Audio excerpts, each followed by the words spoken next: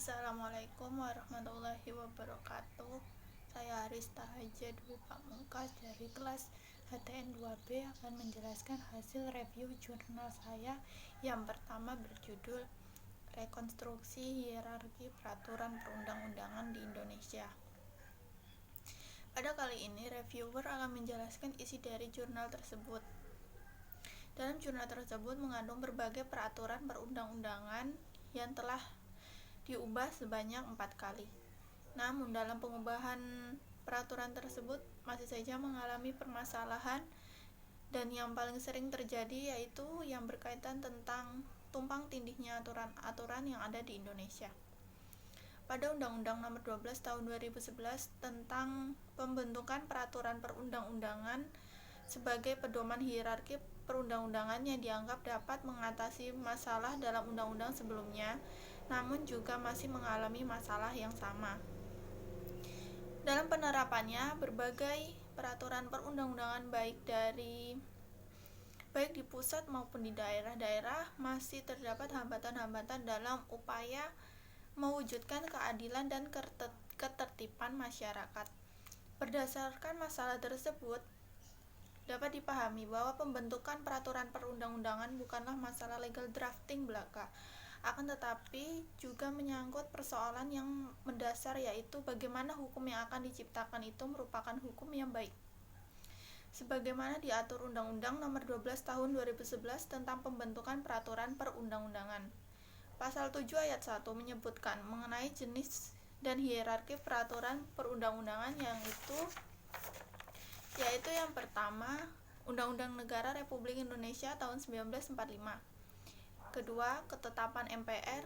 Yang ketiga, undang-undang atau peraturan pengganti undang-undang. Keempat, peraturan pemerintah. Kelima, peraturan presiden. Keenam, peraturan provinsi. Dan yang ketujuh, peraturan daerah, kabupaten atau kota. Bahwa pada Undang-Undang Nomor 12 Tahun 2011 telah memuat asas yuridis dalam pembentukan peraturan perundang-undangan di Indonesia, namun masih memunculkan masalah-masalah yuridis dalam penerapannya. Yang pertama, Undang-Undang Nomor 12 Tahun 2011 yaitu masalahnya mengembalikan posisi kedudukan ketetapan MPR ke dalam hierarki peraturan perundang-undangan. Padahal dalam Undang-Undang Nomor 10 Tahun 2004 tentang pembentukan peraturan perundang-undangan, kedudukan dari ketetapan MPR telah dihapuskan dalam hierarki perundang-undangan di Indonesia. Yang kedua, keberadaan peraturan presiden atau Popres yang muatan materinya hampir sama dengan peraturan pemerintah dan dianggap memiliki muatan materi yang tidak menentu, sehingga berpotensi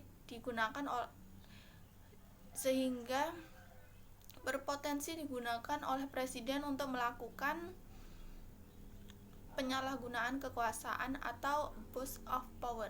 Yang ketiga, di dalam Undang-Undang Nomor 12 Tahun 2011 juga dikenal adanya jenis peraturan perundang-undangan lainnya di luar hierarki sebagaimana ditetapkan dalam pasal 7 ayat 1. Menurut reviewer, jurnal ini sudah cukup bagus karena jurnal ini mengambil sumber dari undang-undang yang berlaku dan kejadian-kejadian telah terjadi secara kenyataan. Dan rekonstruksi hierarki peraturan perundang-undangan penting dilakukan agar menjamin konsistensi dan keselarasan norma-norma pada berbagai tingkatan peraturan perundang-undangan. Hal ini disebabkan terdapat norma dalam hierarki yang sebenarnya tidak bersifat mengatur atau reguling seperti TAP MPR, sehingga perlu dikeluarkan. Selain itu, terdapat norma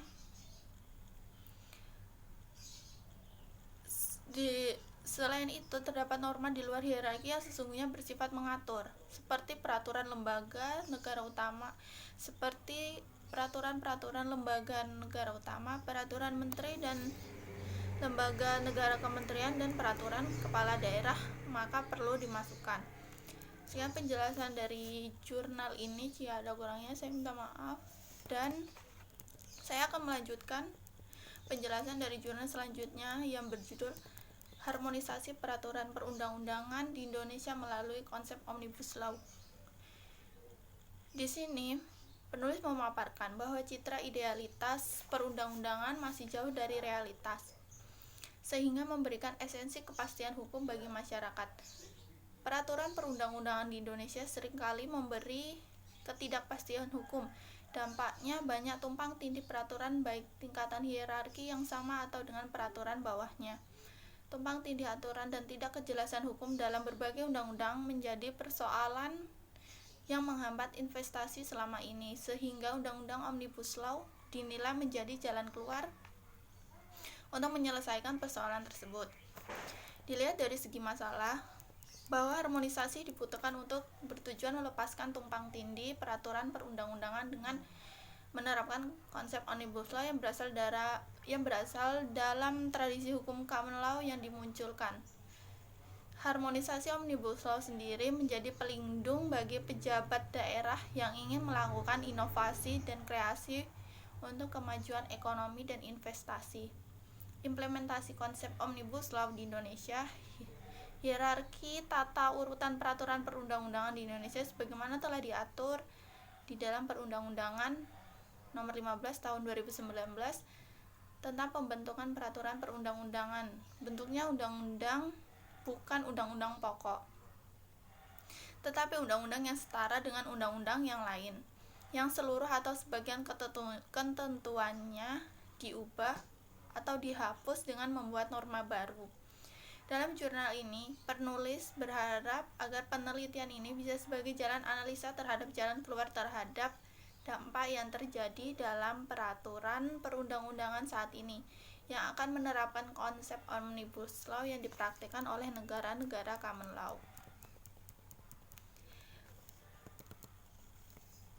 Dan pentingnya Omnibus Law pada perkembangan hukum di Indonesia, yaitu Omnibus Law merupakan undang-undang yang dibuat untuk menyasar isu besar yang ada di suatu negara.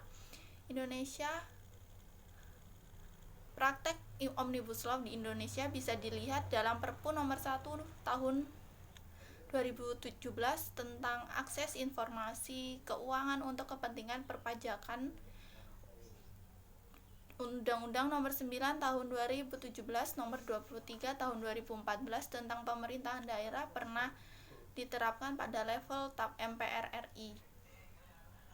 Harmonisasi hukum perundang-undangan dari Omnibus Law sangat penting dalam perkembangan hukum di Indonesia. Meskipun begitu, secara teori perundang-undangan di Indonesia, kedudukan undang-undang dari konsep Omnibus Law belum diatur. Jika melihat konsep perundang-undangan di Indonesia, undang-undang hasil Omnibus Law bisa mengarah sebagai undang-undang payung karena mengatur secara menyeluruh dan kemudian mempunyai kekuatan terhadap aturan yang lain. Tetapi Indonesia justru tidak menganut undang-undang payung karena posisi seluruh undang-undang adalah sama, sehingga secara teori peraturan perundang-undangan kedudukannya harus diberikan legitimasi dalam Undang-Undang Nomor 12 Tahun 2011 tentang pembentukan peraturan perundang-undangan. Jika Omnibus Law ingin diterapkan dalam sistem perundang-undangan di Indonesia, maka lazimnya berbentuk undang-undang, karena substansi undang-undang merupakan pengaturan lebih lanjut dari ketentuan Undang-Undang Negara Republik Indonesia 1945. Karena keadaan memaksa sebagai persyaratan Perpu tidak bisa menjadi dasar legitimasi materi Omnibus Law. Dalam pembentukan peraturan perundang-undangan, seringkali diperlukan perumusan-perumusan yang berhubungan dengan masalah pendelegasian kewenangan dan peraturan yang lebih tinggi kepada undang-undang dan dapat terjadi pada peraturan-peraturan yang lebih rendah. Pembentukan peraturan perundang-undangan dapat terjadi karena dua hal, yaitu karena adanya kewenangan atribusi atau kewenangan delegasi. Proses pembentukan undang-undang Omnibus Law dilakukan dengan cara yang sama dengan pembentukan undang-undang pada umumnya. Dalam pasal 1 angka 1 Undang-Undang Nomor 12 Tahun 2011 yang dimaksud dengan pembentukan peraturan perundang-undangan adalah pembuatan peraturan perundang-undangan yang mencakup tahap perencanaan, penyusunan, pembahasan, pengesahan, atau penetapan dan pengundangan.